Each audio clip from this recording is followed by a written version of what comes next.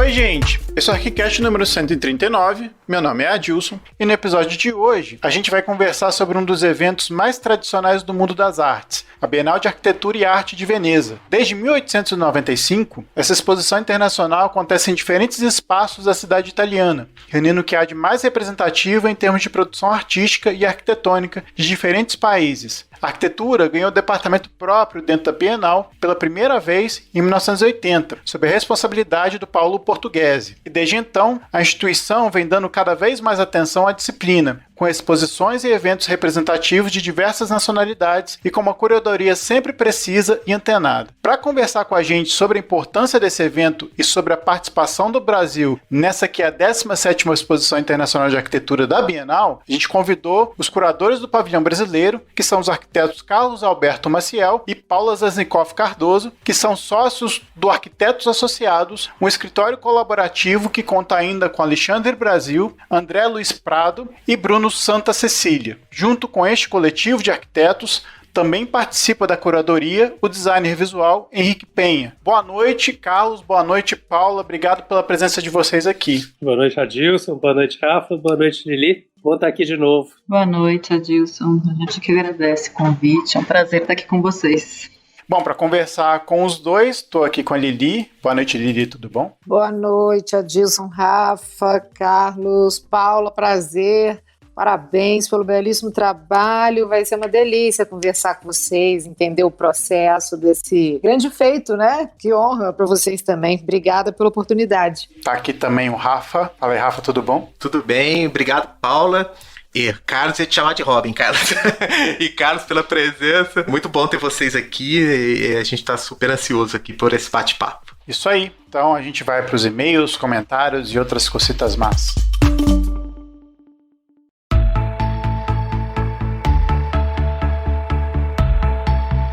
Voltamos com mais uma leitura de e-mails, comentários e outras cositas más. Tô aqui com o Rafael. Fala, Rafa, tudo bom? Fala, beleza? Tudo certo. Bom, como é que esse pessoal faz para entrar em contato com a gente, Rafa? Bem, mandando um e-mail maroto para contato@arquicast.com e também nas redes sociais, Facebook, Instagram, Twitter. Temos também canal no YouTube, temos um canal no Telegram e é isso. Isso aí. Estão abertas as inscrições para o 8º Prêmio de Arquitetura Instituto Tomiotaki Akzo-Nobel, que é apresentado pelo Ministério do Turismo, Secretaria Especial da Cultura, Akzo-Nobel e Instituto Tomiotaki. O prêmio busca reconhecer as produções arquitetônicas de destaque na cena contemporânea brasileira. E para falar desse prêmio, a gente trouxe a arquiteta Agatha Takia, que é coordenadora das premiações do Instituto Tomiotaki. Oi, Agatha, tudo bom? Tudo bom, e você? Tudo ótimo. Agatha, essa é a 8ª edição do prêmio. Como é que acontece a premiação? Bom, essa é uma premiação que ela é voltada para arquitetos e arquitetas que tenham obras construídas nos últimos 10 anos. Então vão ser 10 projetos selecionados e eles vão participar de uma exposição no Instituto Tomiotaki em São Paulo. E além da exposição, esses 10 projetos vão estar em um catálogo que a gente faz todo ano. E desses 10 projetos, 3 ainda vão ser premiados com viagens internacionais. E esse anúncio ele é feito na inauguração dessa mostra. Pô, legal, né? Você vai para a mostra para ver seu trabalho e você pode ser contemplado com esse prêmio muito bacana. Eu acho que eu não lembro de um prêmio de arquitetura ter uma viagem também, né? E como é que o pessoal pode fazer a inscrição e até quando ela vai?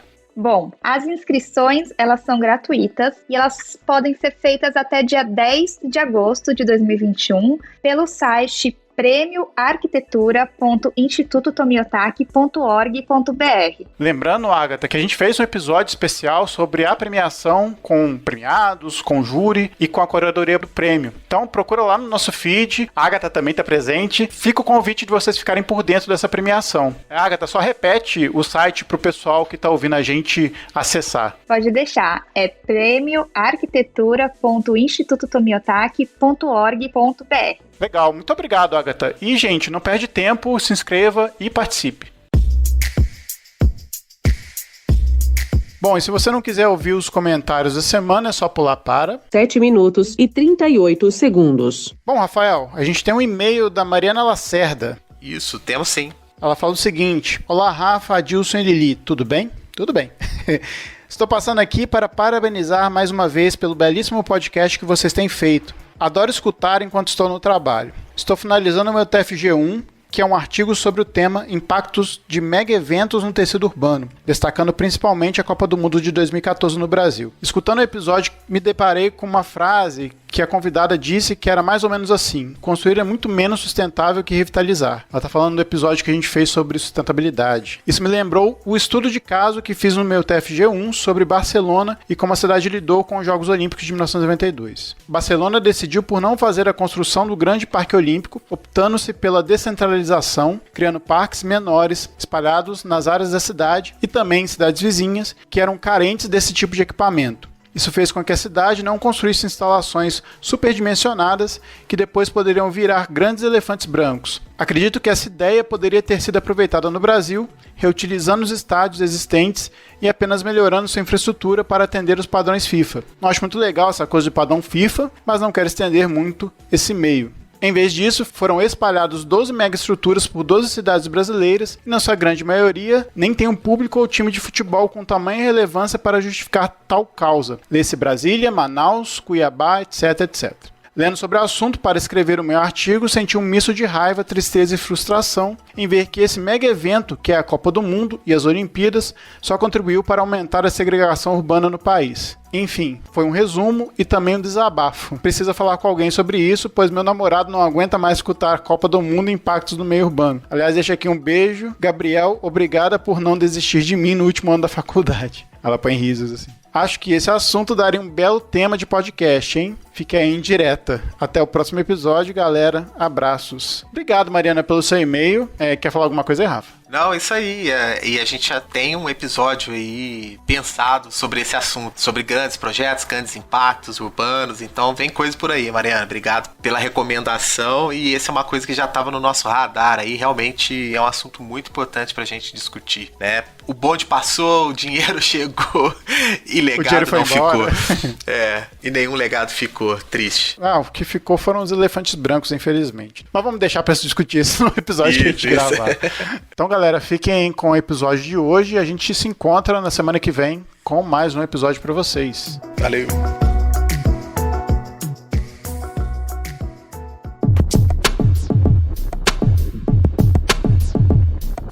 O que a gente chama de Bienal de Arquitetura de Veneza é, na verdade, a Mostra Internacional de Arquitetura, que faz parte de um conjunto de exposições que é multidisciplinar. A Bienal de Veneza envolve a organização simultânea de mostras e festivais internacionais, por exemplo, de arte, de cinema, de dança contemporânea e de teatro. Para o universo da arquitetura, o que significa a Bienal de Veneza? Para o universo da arquitetura, a Bienal de Veneza talvez seja um lugar onde as discussões de ponta comparecem, né? E principalmente um lugar onde pessoas de todos os lugares do mundo, não todos, mas de muitos lugares do mundo, se encontram para discutir as principais questões que estão postas para o mundo, né? E isso é interessante porque a cada 2 anos, a partir de uma motivação colocada por um curador geral, né, com um tema específico, as representações nacionais são chamadas a apresentar a sua visão sobre aquele tema, né? Então é interessante porque se tem uma visão muito ampla de um conjunto muito extenso de países e de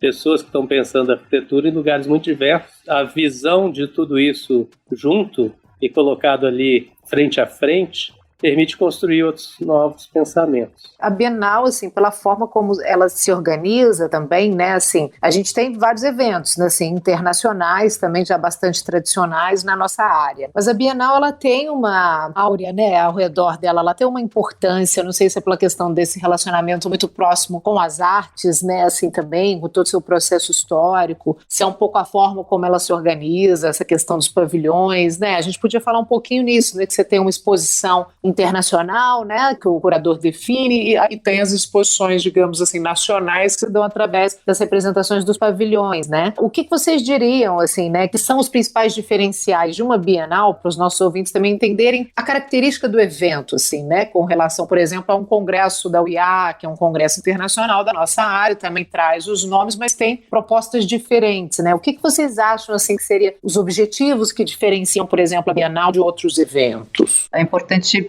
destacar esse formato, né, de organização da exposição, que parte dela acontece no Arsenale, né, seguindo uma curadoria com um tema proposto por alguém, e esse formato ele acontece também nas bienais de arte, né, em que uma curadoria geral é lançada e que há uma exposição com vários convidados que acontecem dentro do Arsenale, e as representações nacionais que acontecem nos pavilhões, nos Giardini, né? Que é uma mostra que faz parte dessa discussão como um todo, mas que tem a sua autonomia, enfim, a sua diversidade, né? Cada país define, então, como vai ser representado. Isso quando surgiu, né, lá atrás, como o Adilson já mencionou aí na abertura, em 1895, né, nas primeiras bienais de arte, estava um pouco associado a um modelo, né, das expos internacionais, de trazer representações mundiais, mas pela primeira vez associado à cultura, né? Isso se desmembrou, então, ao longo do tempo, com todas essas áreas, e a arquitetura, por fim, só no fim da década de 70, né? Então, que ganha a sua própria mostra, mas dentro desse mesmo molde, e que há sempre uma discussão internacional muito ampla em torno de um tema diverso, né? Proposto por uma pesquisa que é elencada a cada evento. Essa é a grande diferença, né, de organização da Bienal em relação a outras exposições e eventos mundiais. Legal isso que você está falando dessa transformação, voltando um pouquinho nessa questão da Bienal, né? Aí tem até uma variação de referência. Em alguns lugares a gente encontra que a primeira foi em 75, em outros lugares que de fato a primeira foi em 80, né? Porque tiveram até antes exposições que o Vittorio Gregotti organizou, né? Com o apoio da fundação, mas ainda não era Bienal em si. Ela aconteceu em 80, um ano depois lá do que o Aldo Rossi fez o Teatro del Mundo e tal. Eu tô retomando um pouquinho isso porque é interessante a gente imaginar que o segmento, né, o eixo de arquitetura foi inaugurado na Bienal no momento, assim, de uma extensa crítica ao movimento moderno, né, uma extensa crítica a uma visão progressista, vamos dizer assim, né, a busca por valores da antiguidade, como que isso poderia transformar uma visão de futuro. Então, assim, a gente tinha um marco muito forte, assim, né, no caminho da arquitetura mundial, né. Tô retomando isso para tentar entender, assim, como que vocês veem hoje o valor ainda de uma mostra como a Bienal, assim, vocês veem um valor semelhante a esse quando ela surgiu, ela tinha esse efeito de canalizar a discussão de arquitetura, ou vocês hoje acham que a Bienal tem um propósito um pouco diferente do que foi lá a primeira?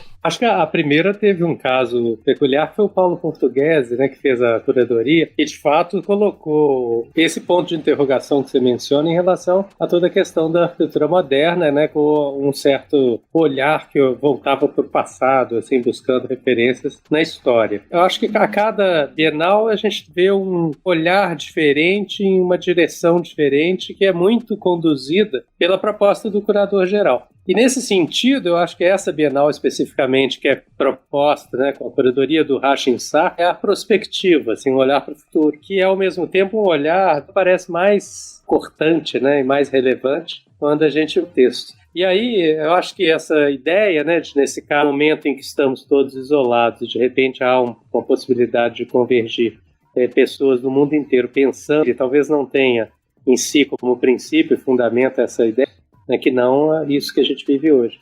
Então, eu acho que cada uma tem uma peculiaridade, né? Teve outras, né, como a do Ren Koolhaas, por exemplo, que ele voltava os olhos para as questões básicas da arquitetura, numa exposição chamada Elements of Architecture, né, elementos da arquitetura, que era muito interessante, que ele acabou compilando quase um tratado, né, feito em vários livrinhos sobre os temas, que é muito legal. Então, cada uma tem uma história, assim, e eu acho legal justamente isso, assim, essa diversidade, né, para que exatamente seja um evento que tenha vida. Né? Legal, essa diversidade que vem da curadoria, né, e achei muito interessante, eu não sabia desse detalhe, assim, de que, de fato, o tema foi proposto antes da pandemia, eu não tinha feito essa associação. Muito interessante, de fato, como o ambiente transforma, né, a leitura do tema, e acredito que isso tem influenciado também o trabalho de vocês, né? O tema só foi confirmado, né, depois da pandemia. Teve, assim, um adiamento, né, porque a gente já estava trabalhando e tal, e, enfim, com a pandemia, na verdade, ele confirma, né, as investigações que a gente já vinha fazendo e que o Hashim propôs também, né? Ele só ficou mais relevante, eu acho.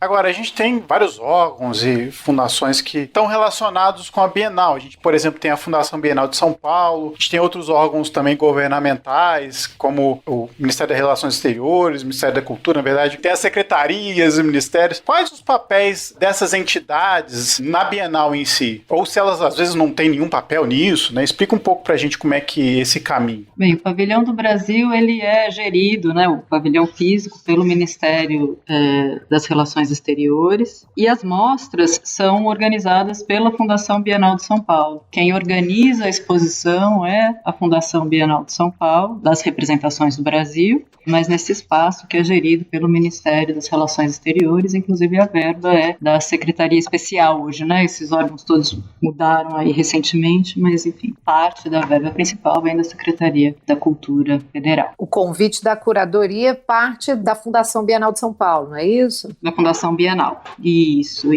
Tanto para a arte quanto para a arquitetura. Ah, perfeito, para as duas bienais, né? E como é que foi essa aproximação com vocês? Como é que se dá um convite como esse? Como é que vocês receberam isso? Como é que foi? Se dá com uma ligação telefônica, consultando o endereço, e depois uma reunião. Com alegria de receber o convite, claro, né? Que a gente, independente de tudo, um convite desse é irrecusável, né? E aí fizemos uma reunião e começamos a pensar a questão antes de ter ainda o tema principal, né, colocado pelo curador principal, pelo Rachin. E aí, nesse tempo, assim, pensando o que era a condição que vivíamos hoje, quais eram os problemas da arquitetura que estavam postos, nós começamos a discutir essa ideia das utopias. Então, a ideia das utopias, ela antecedeu o próprio tema principal. Quando veio o tema principal, que foi julho de 2019, né, a gente viu que a gente estava num caminho convergente para aquele tema de como viveríamos juntos, né? Porque há uma certa independência nessa escolha, né, dos pavilhões nacionais para o tema geral, assim, né? Há uma autonomia nessas decisões, né? Sim. Inclusive, antes da Bienal do Rem Koolhaas, de 2014, os temas das exposições, das representações nacionais, às vezes eram completamente independentes e diversos, assim, e não tinham relação nenhuma com o tema geral. Na Bienal do Koolhaas, ele propôs um tema único para todas as representações, que eram 100 anos da arquitetura moderna, a partir da data de 2014, que era do pavilhão Dominó do Le Corbusier, da Maison Dominó. E aí, então, 100 anos absorbe e moderna, esse era o tema dele. E isso passou a ser um pouco uma ideia que passou a vigorar, assim, e de certo modo, quando o Rachin fez a proposição dele, ele também convocava as representações nacionais a refletir sobre o tema que ele colocava. Possivelmente, se o nosso tema fosse muito diverso, a gente teria repensado o tema. Mas como a gente estava num sentido convergente, a gente refinou a nossa proposta para se aproximar daquela convocação dele, tanto em relação ao conteúdo quanto em relação às estratégias curatoriais.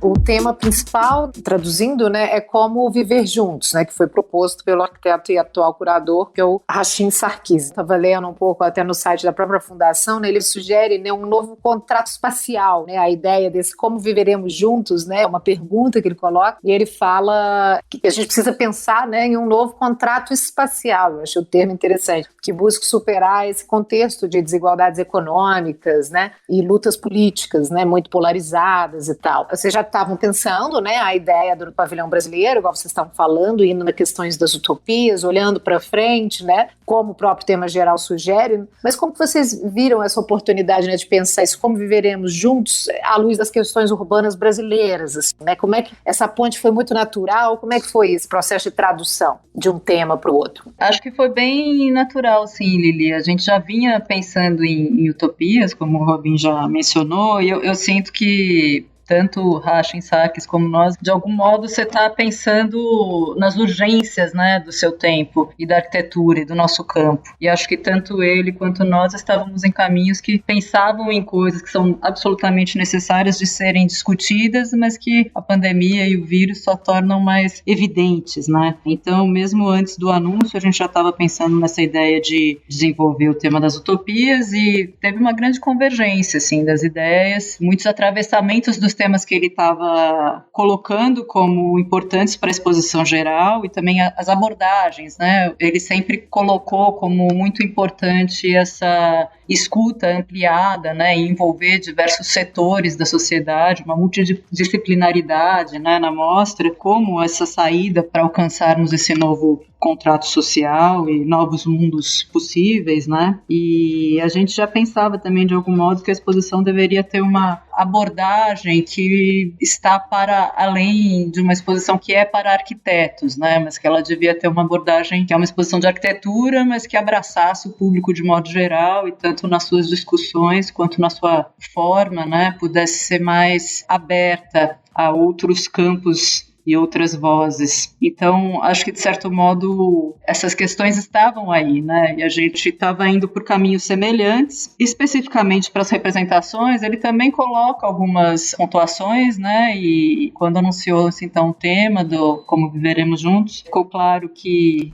o convite era também a se pensar em novos tecidos urbanos e a questão da mobilidade já eram lá para a gente questões importantes. Então, tudo se confirmou, sabe? As investigações e as propostas se atravessaram muito bem, assim. Talvez seja importante dizer que um dos aspectos centrais que a gente estava discutindo era justamente a ideia da metrópole fluvial, né, que é resultado de uma proposta do grupo Metrópole Fluvial da FAUSP, que é coordenada pelo Alexandre Delijakov, e que pensa a reversão dos rios abandonados de São Paulo, né, para interligá-los num anel hidroviário que pudesse absorver tanto os transportes de carga como lixo e ao mesmo tempo, eventualmente, até de passageiros, como também a recuperação dos rios e a reversão das suas orlas para uso público. Então, é um tipo de raciocínio muito interessante, porque ele reinventa a cidade em toda a sua dinâmica urbana ao privilegiar um tipo de transporte que não é aquele sobre rodas movido a combustível fóssil, né? E isso chegou a ser feito como um estudo, né, inicial que projetou todas as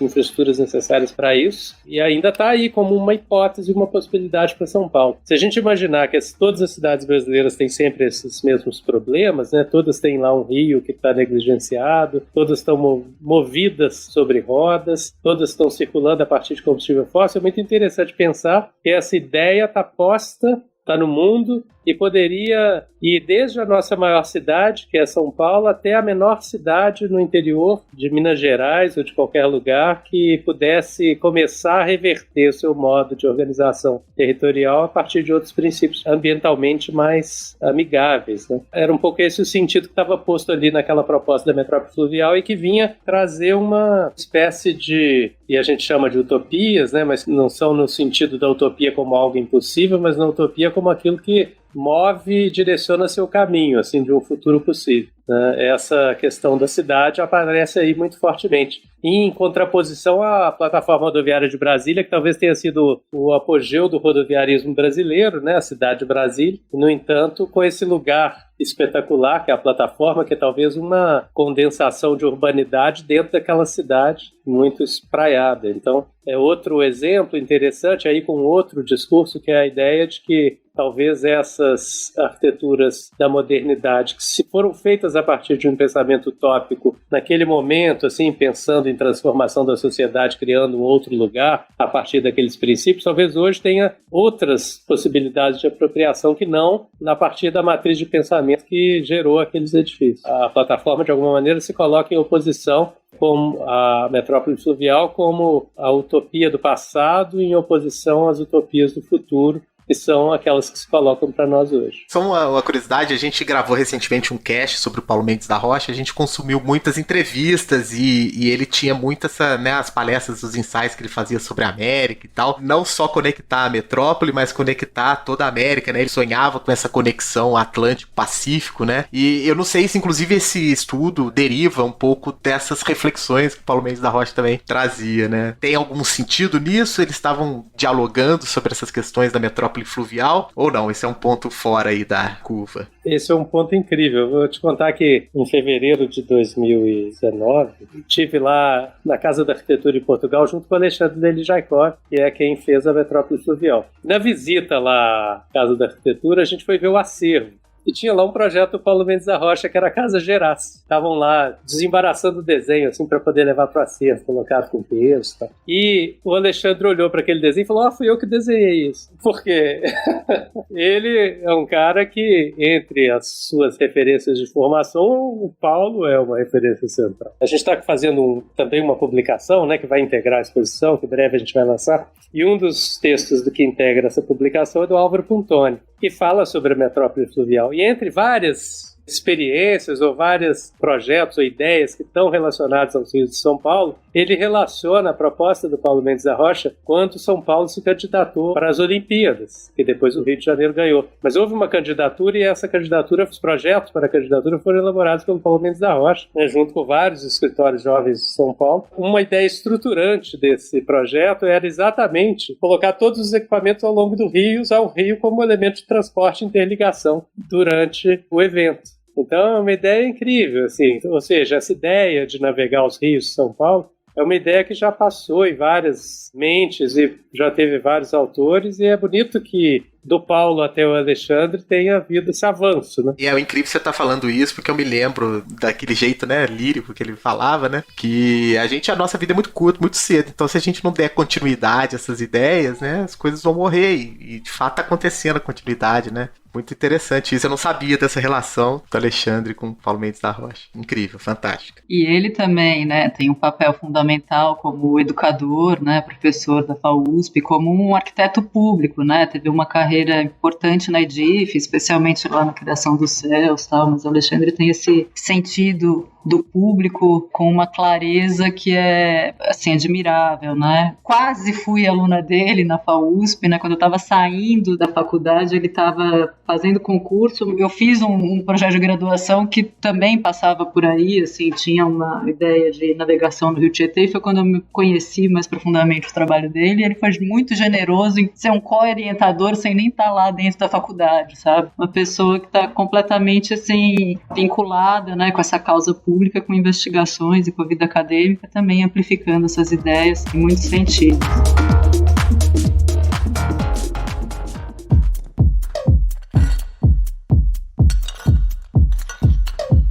A Bienal também tem um júri, né? A presidente do júri é a Kazuyo Sejima, e aí você tem uma peruana, uma libanesa, uma ganense, um italiano, todos eles compõem o júri. Aí a gente queria saber o seguinte, qual que é o papel do júri na mostra, observando as várias nacionalidades dos arquitetos desse júri? É um pouco o espírito do evento mesmo, ser plural culturalmente? Acho que é um pouco o espírito do curador, do Rachin Sarkis, ser plural.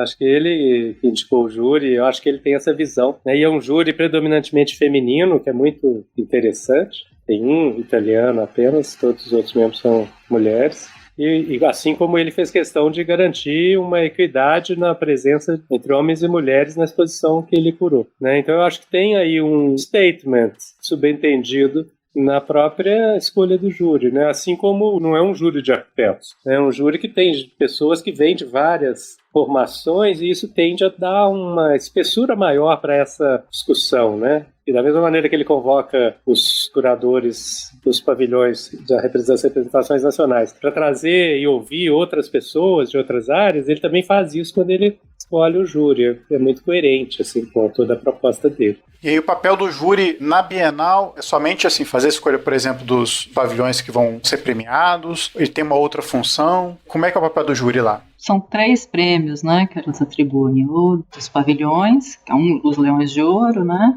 e também o Leão de Ouro para melhor participante da amostra geral, assim como um Leão de Prata para um jovem participante promissor dessa amostra geral que o Rachin organizou, né, que é arquitetos participando do mundo inteiro. Então, o júri escolhe esses premiados da exposição. Além disso, tem as premiações que já foram concedidas, né, pela própria organização, pelo Rachin, que são os Leões de Ouro para o Rafael Moneu e para a Lina Bobardi, né, que é algo de muita relevância aqui para a gente, de muita alegria, especialmente o prêmio da Lina, né, a maneira como o Rachin Sarkis coloca a escolha, mais uma vez vai de encontro com essa visão que ele tem de mundo, com a proposta da exposição e com a ideia do arquiteto como construtor de visões coletivas, né, como ele colocou lá no texto que atribui a Lina o Leão de Ouro, assim, entender esse papel dela como arquiteta, curadora, editora, designer, mas acima de tudo como nos edifícios e nas coisas que ela faz, assim, tem essa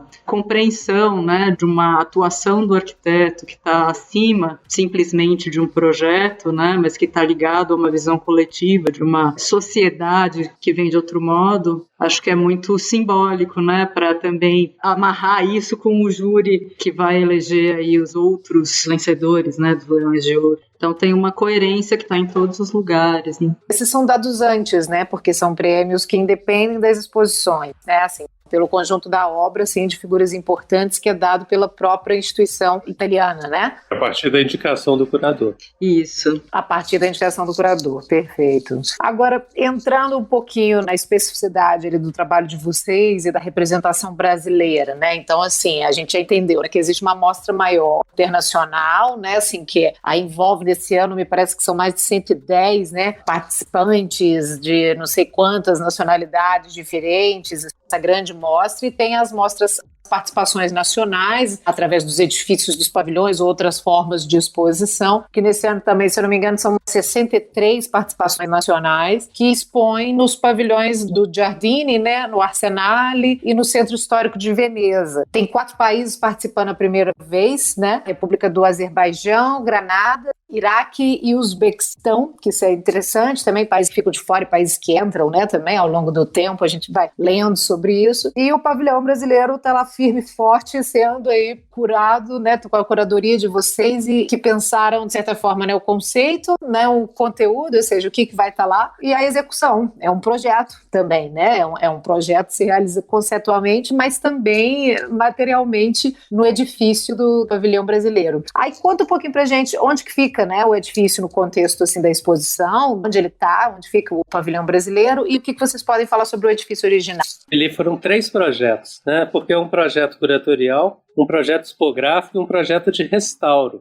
O projeto de restauro é uma proposta que a gente começou a pensar lá no primeiro dia, e é reverter algumas modificações que foram feitas no pavilhão ao longo dos anos para abri-lo para os terraços. Ele tinha 2 vidraças originais nas 2 laterais da primeira sala que eram abertas para o terraço, via um jardim ao lado. Com o tempo foram sendo fechadas com 2 pequenos depósitos para fazer uma sala escura, talvez porque precisava de um depósito. Enfim, as razões a gente nunca consegue mapear, mas de fato a qualidade ambiental original do pavilhão se perdeu. E é um pavilhão, para responder a sua pergunta, né, onde ele está localizado, ele está num lugar muito interessante do Giardini, porque o Giardini tem 2 setores. Tem um setor mais próximo da entrada, que tem uma avenida principal com vários pavilhões que vai dar no pavilhão central. Tem uma outra via lateral que tem aí alguns pavilhões importantes, como, por exemplo, um feito para a Venezuela, do Carlos Scarpa, e outros, o pavilhão dos países nórdicos, que é do Sverfen, que é um edifício maravilhoso. E depois tem um canalzinho. Quando você cruza esse canal, tem uma única ponte que vai para o outro lado. E tem poucos pavilhões ali. Todos os pavilhões são meio perimetrais e tem um central, que é o do Brasil, que está no eixo exato da chegada da ponte. Então é um pavilhão que tem assim, uma presença muito importante, e toda a organização espacial do pavilhão brasileiro é feita em função desse eixo. Você cruza a ponte,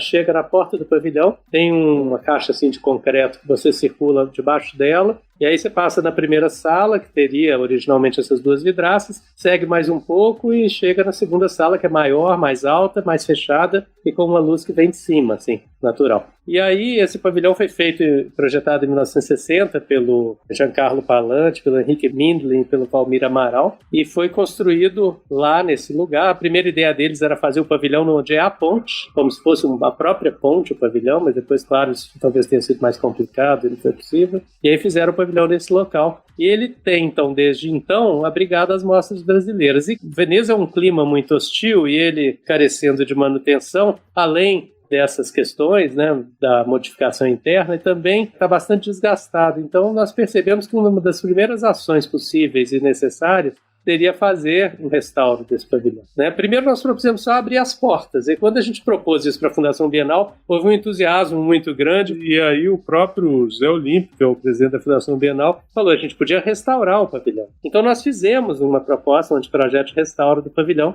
mas aí veio a pandemia, né? E tudo mudou, porque a ideia era que a gente pudesse começar tudo a partir do restauro. Então o primeiro projeto era esse, que quando veio também o tema do Rache, pareceu muito interessante pensar que reabrir as portas do pavilhão era uma maneira de responder no espaço físico a pergunta principal sobre como viveremos juntos, né? Afinal de contas, uma das maneiras para a gente estabelecer uma maneira possível de viver juntos é derrubando os muros e promovendo a integração dos espaços, né? Então, esse foi um ponto de partida muito importante assim, para a proposta. Apesar de não ter sido viabilizado integralmente, a gente deixou como uma sinalização, né?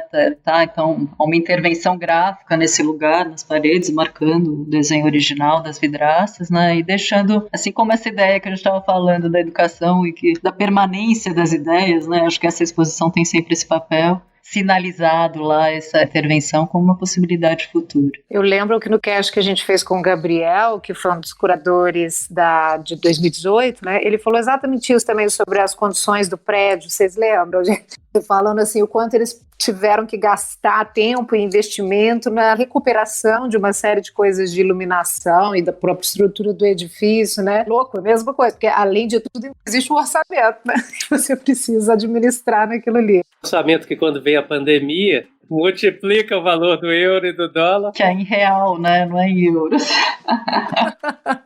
Que horror. Tem uma história que o pavilhão foi vandalizado, né? Numa dessas pesquisas eu passei, acho que isso dos anos 2000, não sei, ele sofreu ações de vândalos, né? E aí precisou ser gasto e teve sempre essa dificuldade, né? Mesmo assim, dessa manutenção do edifício, né? E pode ser por essa questão que o Carlos está falando sobre as condições, né, da própria cidade, que são hostis. Lá parece tudo muito bem conservado aos olhos de fora, assim, né? Mas certamente, num contexto em que você precisa de um controle, né, de luz, de idade, para expor de obras de arte, a outras questões, isso é mais delicado, né? E assim, mas parece que é um problema, de fato, né, na manutenção dos diferentes pavilhões ali. E talvez por isso que seja uma bienal, né? Acontece só em dois anos. Existe uma coisa lá que é curiosa, porque a Bienal, na verdade, é a arquitetura de 2 em 2, mas a arte também é de 2 em 2. Então, todo ano tem uma exposição. Essa exposição dura em torno de 5 a 6 meses, mas tem esse outro período de 6 meses em que fica tudo fechado. Então, esse é um período que muitas vezes acontece um tipo de apropriação daquela área que gera para os pavilhões algum tipo de vandalismo e de desgaste, né? Porque são edifícios fechados. Edifícios fechados são sempre um problema, né? E até um dos temas que a gente trabalha na mostra, né? A ideia de reversão dos passivos dos edifícios abandonados na cidade. Porque ter edifícios fechados é sempre uma questão, né? Para os gestores, para as cidades, para o cidadão. É uma questão importante.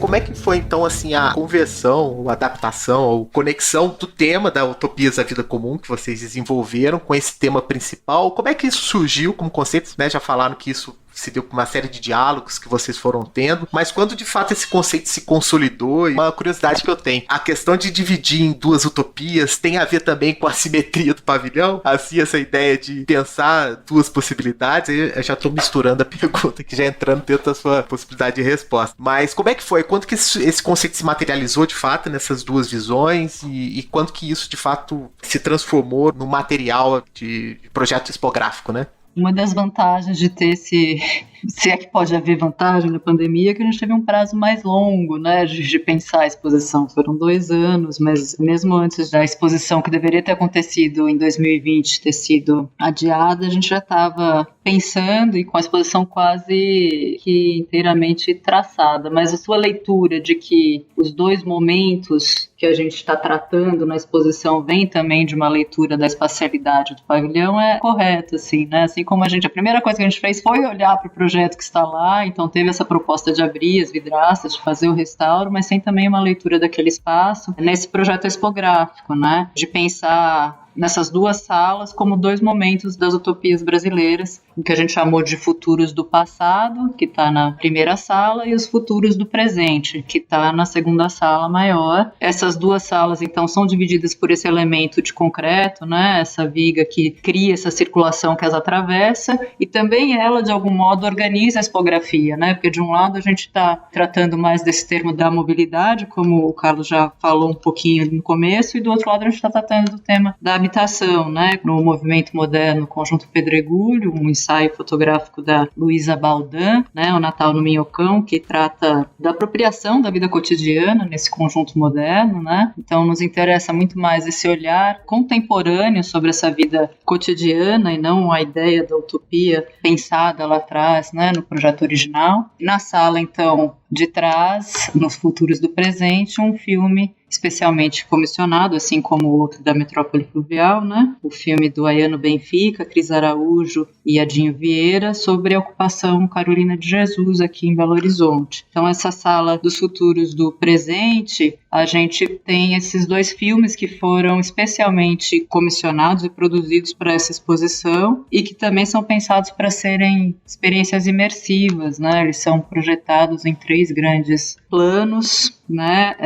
simultaneamente, cada um à sua maneira, mas uma ideia de ter uma interação e uma experiência muito forte nessas 2 peças autorais, né, visões muito claras e poéticas desses 2 temas, um modo de falar e de tratar de arquitetura que não é, resgatando um pouco o que eu falei lá no começo, né, que não é só para arquitetos, né, mas que envolve um público de uma maneira mais ampla. Não, e é interessante porque no primeiro momento do futuro do passado, que é o primeiro espaço, né, para quem entra mesmo, né, no percurso ali. É um desafio, né, fazer o projeto narrado, Lili. Você entendeu direitinho. Exato, mas tem bastante informação disponível também para a gente conseguir entender, né?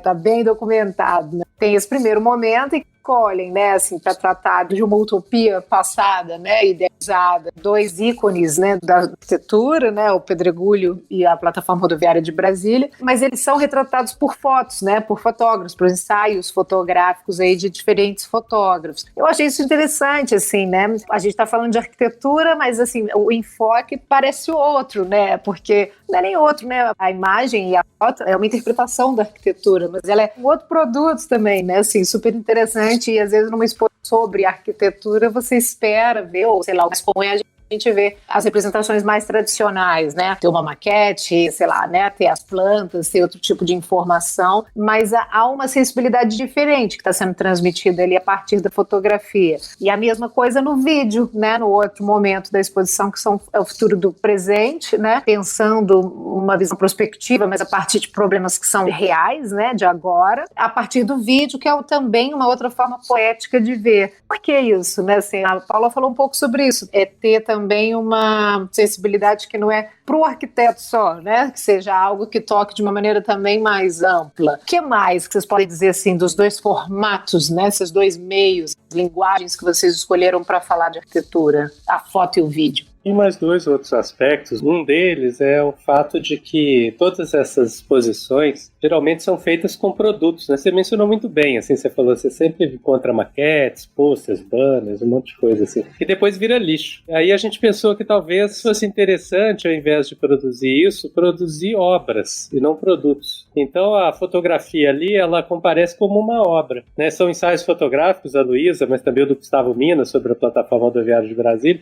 que são obras que já existiam nesse caso, as 2 ensaios, né, que a gente identificou, que representavam muito bem aquilo que a gente queria discutir, que não é a obra em si, mas é como que a apropriação se dá nelas hoje, ou seja, como que essa ideia do uso e da apropriação transcende a própria intenção dos autores, e tem uma frase do Lúcio Costa muito bonita que corrobora essa ideia, assim, que ele fala que a plataforma, quando ele foi lá visitar, logo depois que terminou a ditadura militar, ele fez um depoimento dizendo que a plataforma era muito diferente de tudo aquilo que ele já tinha imaginado, uma coisa cosmopolita, que ali foi ocupado pelo povo e eles que realmente construíram a cidade, eles estavam certos e ele estava errado. O sonho foi menor do que a realidade. Então, esses 2 ensaios, eles trazem essa ideia, né, de que é uma apropriação. Então, é um outro olhar, que não é o olhar do arquiteto que desenha o projeto, mas é o olhar daquela pessoa que frequenta aquele lugar. No caso da Luísa, que fez uma residência artística e morou no Pedregulho. No caso do Gustavo, que passa diariamente pela plataforma e fotografa diariamente a plataforma. Até hoje ele já fotografa. Então, é um outro olhar que é diferente desse olhar do técnico, do sujeito que concebe ou do arquiteto que narra a sua própria obra, de um lado, né? Então a fotografia veio assim dessa maneira. E o filme é um pouco uma resposta, talvez, a essas questões contemporâneas que estão postas, dos rios, né? Não são exatamente dos rios nem dos edifícios que estão abandonados, tanto os rios quanto os edifícios, mas muito mais de uma certa potência de uma cidade contemporânea que não tem como a gente abandoná-la para inventar outros lugares, como era lá nos anos 50. Você saía do Rio de Janeiro e ia fazer uma nova capital em Brasília, né? Mas assim, a gente precisa saber lidar com isso que está dado, né? E saber reverter esse passivo que foi herdado da modernidade para poder construir novos futuros, talvez futuros mais possíveis, futuros mais interessantes, mais abertos, mais ambientalmente amigáveis, né, mais socialmente justos. Então, os dois filmes, eles também foram pensados como interpretações poéticas dessas duas realidades, né, dos rios abandonados, com o Amir Admoni, que é um arquiteto, porém cineasta, formado na FAUSP, mas ele trabalha com animação desde sempre, e que frequentou as aulas do Alexandre Delijaikov para estabelecer uma relação com aquela ideia e depois fez uma produção que poeticamente navega os rios. E do outro lado, 3 cineastas que participam do movimento social da ocupação, um deles inclusive mora lá, né, e que, portanto, tem também essa afinidade com a comunidade, né, com aquela realidade, com tudo que está envolvido ali naquela discussão. Então, é interessante pensar que a produção deles, ela traz uma poesia que seria dificilmente captada por alguém que chegasse lá e fosse tentar visitar e fazer um filme, né, mais frio, ou talvez distante em relação à realidade. Porque uma grande parte das pessoas que são principais ali naquela construção são os próprios moradores que estão lá participando do filme, que se envolveram na realização daquilo. Então era um pouco uma busca de uma fala que pudesse revelar uma determinada possibilidade que está latente na sociedade, que não é reconhecida, sequer tem uma política pública que dá conta daquilo, né, para tentar dar visibilidade para isso e mostrar que há futuros diferentes possíveis. As mídias vêm um pouco trazer essa possibilidade tanto da expressão da questão, que seria, assim, não tem muito o que falar em termos arquitetônicos, de desenho arquitetônico, de maquete e tal, sobre uma ocupação. Mas tem muito o que falar sobre o que é a experiência de viver ali, né? E o quanto isso é transformador para aquelas pessoas e o quanto isso pode ser transformador para a cidade, né? Então acho que esse é um sentido que nos orientou a pensar esses meios, assim, né? Que são meios não convencionais, pelo menos nas exposições tradicionais de arquitetura. Fantástico, e desloca o olhar totalmente para um olhar amplo da arquitetura, de fato, né? Assim, mas, de certa forma, até isso que a Lili falou, inclusive no sentido de você trazer outras sensações e percepções para o que é arquitetura, né? E não a discussão de um projeto específico, né? De uma matéria, de um desenho, né? É, de fato, as vidas que estão ali, fantástico. É interessante pensar que existe uma matéria, né? Uma matéria em processo de degradação no centro das cidades, que são os edifícios abandonados, e essa matéria tem valor, né? Teve muito trabalho e muito investimento investido para realizá-las, e não faz sentido pensar em demoli-las para fazer outra coisa. Quer dizer, é um esforço, tem um trabalho, tem uma história contida naquele lugar, e essa história pode ser reescrita a partir de novas apropriações, né? Então, no fim das contas, a apropriação talvez seja uma palavra-chave para a gente entender o conjunto das 4 obras que estão ali, né? Essas obras não de arquitetura, mas as obras da fotografia, da Luísa, artista, que fez a residência, né, do Amir, que foi frequentar a aula do Alexandre para poder entender aquele espírito da ideia dos rios, e depois foi filmar nos rios que são quase desertos, né? Tem uma história incrível, que ele ficou lá 2 horas, parou o carro na beira da marginal, não apareceu uma pessoa para saber o que estava acontecendo ali, né? Um deserto real, assim, aquele lugar. E depois a ocupação, pensada como esse lugar tem uma virtude, assim, como ideia de viver junto, né, que vai muito além daquilo que você encontra na cidade, né, Tiago?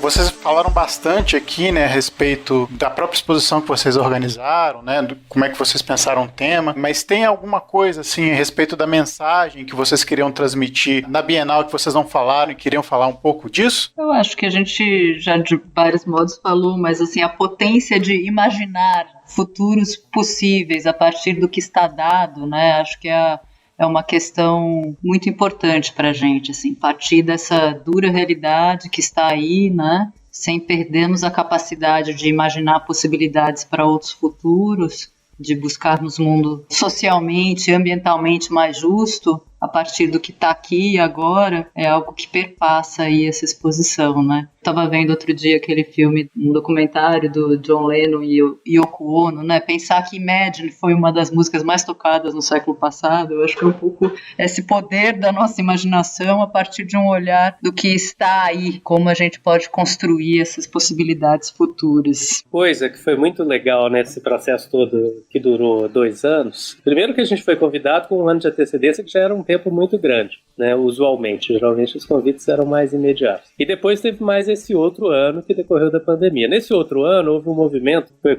um pouco organizado pela curadora da Coreia do Sul e criou um coletivo de curadores, né? Que é o Writers Collective. E aí a gente fez reuniões mensais ao longo desse período inteiro, e uma das coisas que decorreu disso é uma espécie de manifesto, né, que é feito só de questões. E aí nós definimos uma questão, e a ideia é que cada representante de cada nação lá pudesse definir a sua principal questão, que talvez a sua exposição viesse como resposta para essa questão. E a nossa questão está lá no pavilhão, exatamente na transição entre os dois momentos, do futuro do passado e futuro do presente, e assim, será que precisamos ainda construir tanto, né? Essa questão talvez seja uma coisa fundamental para a gente repensar o que é o papel da arquitetura para o futuro, né? A gente está num país que já é 90% urbano, que já não vai ter os ciclos de desenvolvimento econômico lá do século XX, né, que já não tem a migração campo-cidade e cujo crescimento demográfico hoje já é menor do que a reposição populacional, e daqui a 20 anos a população começa a encolher. Ou seja, tirando eventos pontuais de desenvolvimento localizado, dificilmente a gente vai precisar construir tanto como se construiu até agora. Então é preciso redefinir, talvez, o próprio campo disciplinar. Assim. É preciso redefinir a própria atuação do arquiteto, é preciso redefinir a própria educação. Como que a gente vai educar e formar os arquitetos que vão vir por aí. Né? E aí essa talvez seja uma questão que está por trás da ideia de reverter o desastre ambiental, e essa modernidade que a gente herda, que tem tantas coisas interessantes também nos lega, né? Com os rios abandonados e mortos, né? Os edifícios abandonados nas cidades, enfim. Como que a gente pode lançar a mão disso, que vem como uma herança, e transformá-la como uma coisa positiva para o futuro? E como que, a partir de um olhar que não é mais da construção do novo, mas da transformação do existente, a gente pode redefinir a disciplina? Acho que esse é um aspecto importante que está por trás assim, um pouco de toda a narrativa da exposição, e que, no fim das contas, se materializou nessa pergunta que a gente colocou lá, que foi um pouco provocada por esse último ano de conversas com os curadores dos outros países. E que foi amplificada pela pandemia, né? Assim, muito se mudou também com os novos usos dos espaços a partir da pandemia. Muito bom escutando vocês falando assim, né? Dá até uma aflição, né? A gente querer mudar logo as coisas, né? Porque a gente que tá todo dia em sala de aula vê assim uma vontade dos alunos por um apego técnico àquele momento presente de mercado, e sabendo que a nossa profissão tem tantos outros compromissos a serem cumpridos. Aí acabar voltando o Paulo Mendes da Rocha mesmo, a arquitetura como uma forma de conhecimento, né? Como um instrumento de transformação. E é legal que, assim, a fala de vocês, parece que há uma necessidade de reconexão entre um saber técnico que era muito desenvolvido, né, no passado, vamos dizer assim, né, no passado moderno, de tradição construtiva arquitetônica, com uma cidade hoje totalmente carente de uma visão mais ampla, de curadora dos arquitetos e profissionais que estão indo para o mercado aí, né, assim, fantástico, assim. Muito bom escutar de vocês essa explicação, assim. Essa revisão e essa mudança de chave, ela tem que ser agora, o quanto antes, mas é uma visão otimista, né, assim, de que é possível. Nossa função aqui também é exatamente prospectar, abrir caminhos, né, e olhar o positivo, buscar esse positivo através de soluções de agora, né, sejam soluções na educação também, treinando um olhar, né, em mentalizar, seja mesmo ação cotidiana na cidade. Mas eu estava lendo, não tenho muito mal comparando, mas me lembrou essa visão de futuro quando o Rob fala nessa coisa, pô, o que a gente vai fazer? A gente vai deixar para lá, rir para lá, deixa o edifício se deteriorar? É uma visão Elon Musk. Vão sair daqui porque a Terra vai acabar mesmo, vamos para Exatamente. Deixa eu acabar, eu estava lendo isso esse final de semana. E o Rob está com a visão Jeff Bezos, que ele está investindo na verdade, acho que a Terra é onde a gente vai ficar, mas a gente tem que levar as indústrias para fora, para os satélites e tal, para o espaço. Eu estava lendo no final de semana as 3 visões, assim, para a ocupação do espaço dos loucos lá americanos, Jeff Bezos, o Elon Musk, aquele cara da Virgin, que eu esqueci o nome dele, que é outro que está na corrida espacial nova, né? Muito louco. E me lembrou disso, uma visão mais otimista para a Terra em si, né? Uma mais pessimista e como é que isso conduz as nossas atitudes sobre o que preservar ou não, né? Engraçado, me lembrou aqui totalmente fora, mas em algum momento fez sentido aqui para mim. Agora eu vou emendar. A Lili me lembrou que eu vi outro dia o filme Homem de Aço, que é o filme do Zack Snyder do Superman, que Krypton foi meio que abandonado. Aí eu, nada a ver, né? Não, porque é o seguinte, eles abandonam, o Superman ele veio pra Terra porque na história do Zack Snyder acabou os recursos de Krypton e Krypton implodiu, literalmente. Enfim, não tem nada a ver.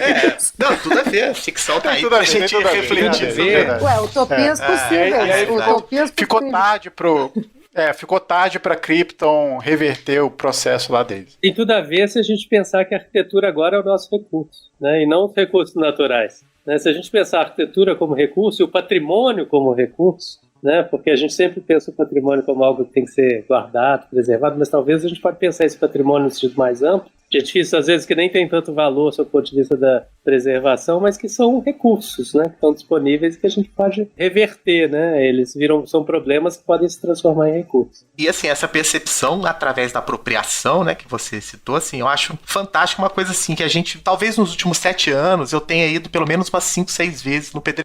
Sempre levo os alunos lá, conheço o Hamilton lá e tal, e é impressionante a transformação desse edifício a cada ano que a gente vai. Um dia a igreja virou cenário de série da Multishow, no outro ano que eu voltei, ela virou um templo neopentecostal, aí no outro ano o cara não pagou aluguel, ficou vazio, assim, é impressionante, assim. É a chave mesmo pro entendimento dessas novas infraestruturas, assim, muito, muito legal, tô, assim, impressionado aí com a tradução que vocês fizeram do nosso estado de espírito aqui, parabéns.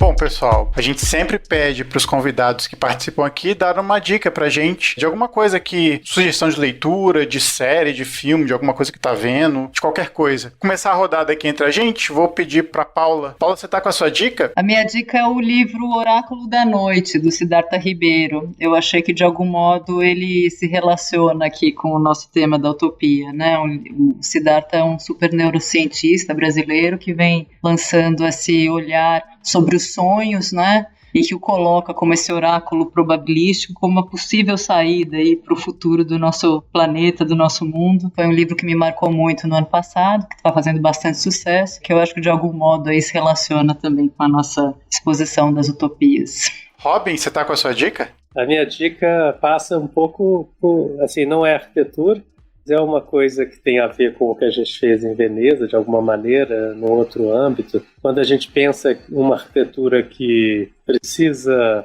reconhecer alguns aspectos que são próprios das culturas latino-americanas, né? A ideia da decolonização e, ao mesmo tempo, um reconhecimento dos valores que são sempre negligenciados e das diferenças e da necessidade de reversão das desigualdades. É um livro que está me impactando muito, que eu estou acabando de ler agora, que é o Torturado, né, que eu acho que traz uma realidade brasileira profunda, assim, de uma exploração do trabalho no limite das possibilidades quase da escravidão, e que é, ao mesmo tempo, para além do que ele traz como referência, né, das duas mulheres negras ali, irmãs, que não vou dar spoiler no livro, né, mas que são os personagens principais ali, vivem uma vida, né, no sertão, ali na Tinga nordestina, e que coloca necessidade da gente reconhecer esse outro Brasil, outros Brasis que estão disponíveis. E, além de tudo, é um livro maravilhoso, escrito de uma maneira que te fisga e que você não consegue largar as páginas, do Itamar Vieira Júnior. Espero que ele traga mais livros interessantes como esse pra gente. Lili, tá com essa dica? Minha dica é um documentário sobre arquitetura paisagista portuguesa, do Duarte Natário. Ele é um arquiteto paisagista lá de Portugal e é um documentário lindo, assim, ele passou um ano pouco mais, filmando assim, os principais lugares, os projetos em Portugal, que tem uma tradição de formação, né, na graduação em arquitetura paisagista, coisa que a gente não tem aqui, né, a gente não tem uma graduação específica para isso, né? E aí ele passa por os principais projetos, né, assim, mais conhecidos, né, o Estádio Municipal de Braga, o Outdoor, enfim, há vários projetos de arquitetos paisagistas emblemáticos de Portugal e vem fazendo uma perspectiva histórica até a contemporaneidade, mas é muito bonito, traz uma visão bem contemporânea de paisagem, né, super associada à questão dos ecossistemas naturais, né, bem mais ampla e bem mais sistêmica do que a gente normalmente está acostumado. Então é isso, é do Duarte Natário, tá lá no YouTube, tudo é paisagem. Rafa, tá com a sua dica? Na verdade, eu não tinha me preparado bem para essa dica, mas aí, quando o Robin citou a questão de que nenhuma política temos para essa questão habitacional, de reutilização, usar o hardware que já tá aí quase pronto, né, precisando só de um ajuste fino, lembrei de uma entrevista que eu vi com a Emília Maricato lá em 2013. Ela deu uma entrevista para Carta Capital, logo depois daquele auge da movimentação de junho de 2013, e ela conta todos os dramas que ela passou, né, como vice, se não me engano, secretária ou vice-ministra das cidades e tal, do desvio de uma agenda, de fato, para se pensar a questão habitacional. Então, são 15 minutos muito duros, assim, de uma crítica muito clara a uma política habitacional que foi deixada de lado, e depois tem ramificações aí para outros vídeos, para outras entrevistas dela. Eu já até dei uma dica de uma outra que ela vai no Café Filosófico também, que ela fala sobre a melancolia da desigualdade. Ela faz um diálogo com uma filósofa, né, sobre como que a desigualdade produz também, né, um estado melancólico nas pessoas, na satisfação, nos prazeres, né. Deveria ser o oposto para que a gente pudesse ter apropriações mais saudáveis e felizes no nosso habitat, né, na nossa nova natureza aí de concreto. Fica a dica aí essa entrevista 15 minutinhos da Emília Maricato, lá pra Carta Capital em 2013. É um combo, quem assistir esse vídeo tem que ler o Torturado também. Eu tô com vergonha de dar minha dica aqui, porque vocês deram dicas de alta cultura, minha de bem baixa cultura. Mas vamos lá. Eu vou voltar com o que o Rafael já fez, que é a não dica, que eu fui ver ontem, um filme Highlander, o primeiro filme Highlander. Nossa, o filme é muito ruim, meu Deus do céu, não assistam. Fica não dica, não assista, não é só porque ele tá lá no Netflix que ele estreou. Não assistam Highlander 1, vocês vão se decepcionar. O que você não deve fazer, isso é fundamental. Não faça. Exatamente. Não faça, é muito bom. Por favor, não vejam Highlander. Tem a trilha sonora do Queen. Tem. Mas infelizmente ficou de fora do filme, né? Eles não pegaram essa época das trilhas sonoras do filme que eles fizeram, né? Mas como é que foi a história? Tem as músicas do Queen estão lá no filme, né? Não, sim, eu tô falando, viajei, já me intrometi que o filme do Queen, não sei se vocês viram, ele para na apresentação do Live Aid. Só que depois do Live Aid tem toda uma produção que eles fazem a trilha sonora do Highlander, pô, super famosa, Who Wants to Live Forever, que tem a ver com Elon Musk, hein? Deixa eu acabar de dar minha segunda dica. Dessa vez não é uma não dica, é uma dica. Eu talvez tenha dado essa dica, mas eu acho que eu vou reforçar. É uma série que chama Community. Quem escreveu a série foi o Dan Harmon. O Dan Harmon escreveu Rick and Morty. Então, Community, assim, lá pela final da primeira temporada começam uns episódios excelentes e completamente nonsense. Então é muito divertido, vale muito a pena, assim. Pega o meio da primeira temporada e começa a assistir, vai até a terceira, mais ou menos, que é muito divertido e é muito nonsense. Como eu dei a dar uma dica, eu acho que eu fiquei com remorso e eu achei importante dar uma dica de alguma coisa pra assistir, né, que é Community. Você deu uma não dica e uma dica nonsense. Isso aí. Tá bom. Eu queria agradecer, então, primeiro a Paula pela sua presença aqui, por contar um pouco da experiência da Bienal e também do projeto de vocês. Muito obrigado, Paula. Eu que agradeço vocês, um prazer estar aqui. Aos três, Adilson, Rafa e Lili, muito bom esse papo. E agradecer também ao Carlos Alberto Maciel, nosso querido Robin. Obrigado por estar novamente conversando aqui com a gente, Robin. E parabéns também, parabéns para vocês dois pela exposição lá da Bienal. Obrigado a vocês, é uma alegria, essa conversa é sempre muito boa. Espero que a gente volte sempre a se encontrar e daqui uns dias presencialmente. Se Deus quiser. Rafa, mais um, dessa vez sobre a Bienal de Veneza. Super especial, parabéns Paula e Carlos, Robin aí, pelo trabalho fantástico, tudo coletivo de vocês aí, muito bom ouvir de vocês essa explicação assim, é super privilegiada que a gente teve aqui a oportunidade de escutar. E eu ia fazer uma brincadeira na hora que você tava falando da plataforma, mas não fiz, vou deixar agora pro final. Tinha uma curiosidade para perguntar pro Gustavo, que é, será que da plataforma ele vê a torre?